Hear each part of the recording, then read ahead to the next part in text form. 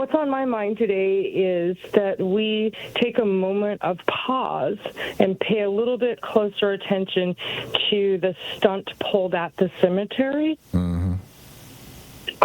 Hopefully it'll be top of the news on Friday when the report comes out. I'm concerned there's something far more sinister and not like conspiracy. It's kind of like the Bible at the church, mm-hmm. the Black Lives Matter. Yeah. Right. But this seems like coming up onto the Day of the Dead and his connection with the indigenous people, you know, how a lot of indigenous people follow him. A lot of the Hispanic community follow him and believe what he has to offer.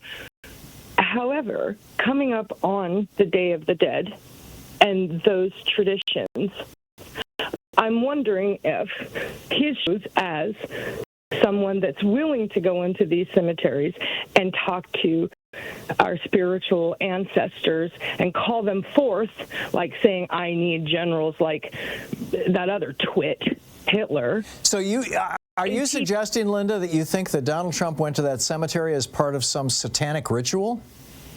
Absolutely. And furthermore, to show the peoples that participate in the Day of the Dead spiritual life and understand what that is and the communication between our ancestors, and for him to be in a space where it's super duper holy ground. Mm-hmm.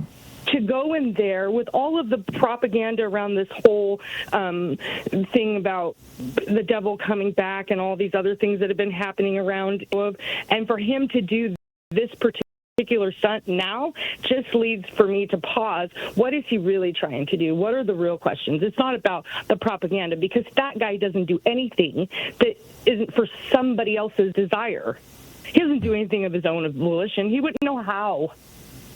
Trump? No, I think he does a lot of his own volition. He does things for himself. I don't know that he does that, but that's something we could discuss over coffee, I suppose.